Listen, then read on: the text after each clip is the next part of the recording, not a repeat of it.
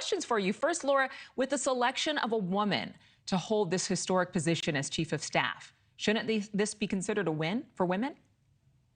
Well, it depends on what policies she supports. I think a lot of women see the loss of their bodily autonomy and women dying in parking lots due to a lack of normal health care, a real loss. So while I will say she broke a barrier and she certainly broke a glass ceiling, is she going to fight for things like childcare? Is she going to fight for things like pay equity? Is she going to fight for the policies that would allow women to participate in society in an equal way? That's an open question, and we'll let her answer it. Brian, you know, this is not your mama's Republican Party. Even deep blue states like California flipping red. I hope we have that graphic we can show people, because if you look at the way the counties voted, it's astronomical. In fact, this isn't a full California map. I mean, just showing exactly how many red counties there are, but it's quite a stark difference.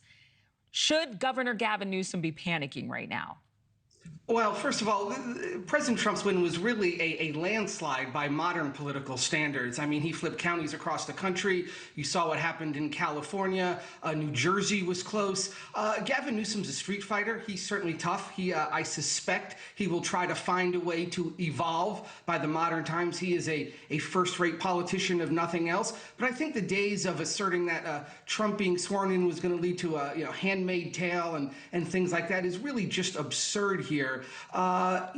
People know who Donald Trump is. They know what the policies are. They took a full evaluation of what he thought, and they compared it with Kamala Harris, and it was a resounding victory for Donald Trump on Tuesday. You know, Joe Rogan's podcast, Rogan was once more of a Democrat, a Bernie Sanders supporter. Have to remind everybody of that. A lot of people considering his conversation with President Trump a game changer. Podcasts were the cutting edge campaign strategy for him. Laura, should the Democrats move in this space be specific? Should it be timely? I mean, will they just be seen as copycats if they go this way?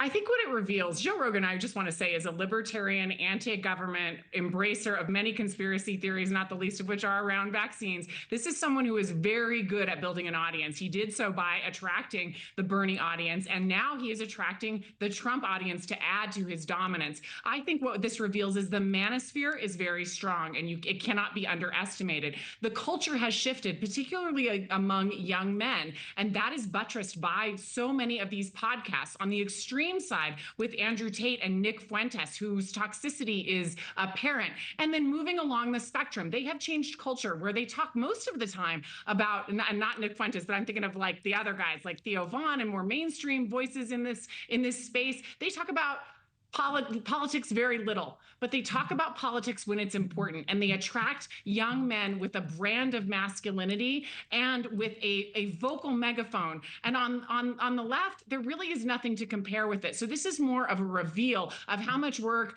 that the Democrats have to do in terms of culture, because it's very clear among certain groups, culture has certainly shifted, and young men are certainly one of those groups. Well, and it was shifting all along, and it was as though the earth fell beneath the feet of Democrats who were just either unaware or not paying attention. Brian, it wasn't just podcasts.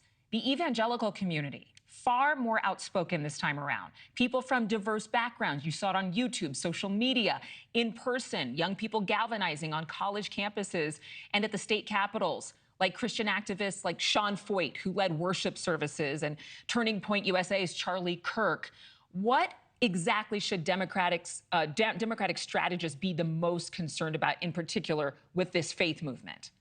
Well, first of all, regarding the podcast, every new movement, every presidential campaign has sort of an emergence of a new technology. Bill Clinton on Arsenio Hall many years ago, and this is sort of the talk radio many years ago for Republicans. This is sort of the latest evolution. I don't know if anyone thought long format interview via podcast would be the buzzy medium, but it really did create a lot of interest. It helped President Trump reach a lot of new audiences, one of those being the evangelical audience. You know, I worked on the Trump campaign in 16 and 20, and I noticed there was a lot of people, even at my child's daycare, who whispered to me, "We're with you." They felt the need to whisper their support for Trump. That was clearly not the case in this election. Both evangelicals and others. I was out on Halloween with my little girl, and I saw more people dressed as Donald Trump than I had ever seen before. And I get that's an anecdote, but still nonetheless a reality. You know, people were much more forthright about being for Trump this time.